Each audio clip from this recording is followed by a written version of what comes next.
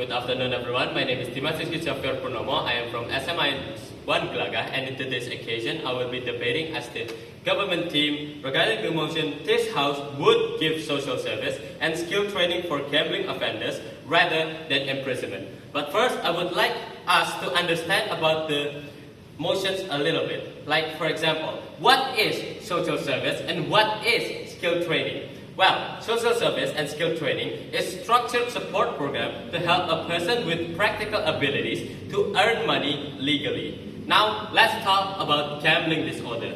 Gambling disorder involves psychological symptoms like obsession, lack of control, chasing losses, and harmful cognitive biases similar to narcotics addiction or substance addictions.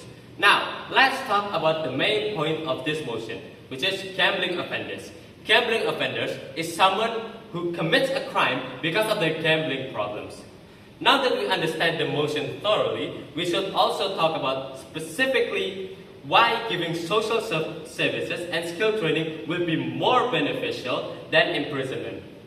First, I would like to give a point that people might ask about my opinion. Like, for example, people who gamble realize their own risk, so they should be responsible to their own action by imprisonment. Well, ladies and gentlemen, as far as I'm concerned, gambling disorder is recognized as a mental disorder by the American Psychiatric Association because people who gamble cannot control themselves because they are controlled by the dopamine that they get from gambling.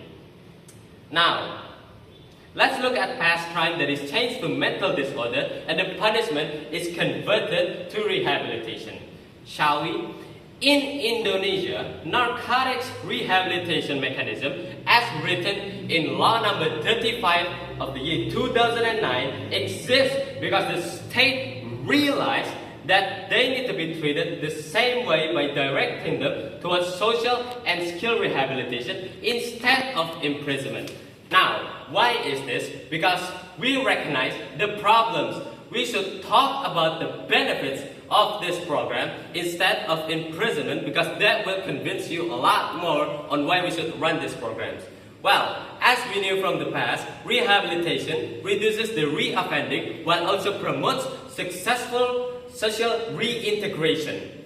This will fix the root causes because victims has lost all purpose to gamble in the first place or even offend. Now, by this logic, it will also suppress or reduce the gambling offenders rate in the near future or even forever.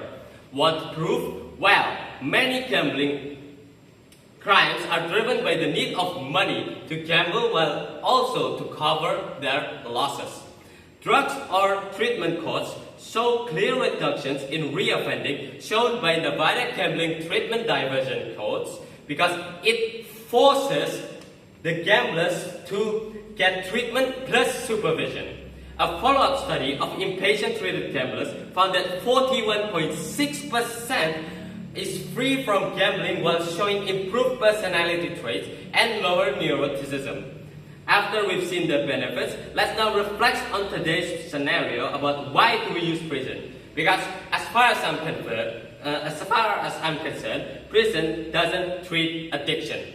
It is just a way to make victims unemployed, has social isolation, and sometimes even homelessness, which would also cause the root cause for them to do reoffendment or gambling offendment. While on the other hand, direct treatment for the addiction reduces the gambling urge while also cuts off the financial desperation that fuels gambling-related crimes by giving them path to stable work and income. Now, with those in mind, we can now reduce the gambling offenders by removing the root cause on why they gamble in the first place, rather than giving them term of fear that fades after release. Now, why did I say reduce? Because fully removing a crime or evil doing is a naive way of thinking because that's just not possible. Now, my last message or argument would be real deterrence is breaking the cycle.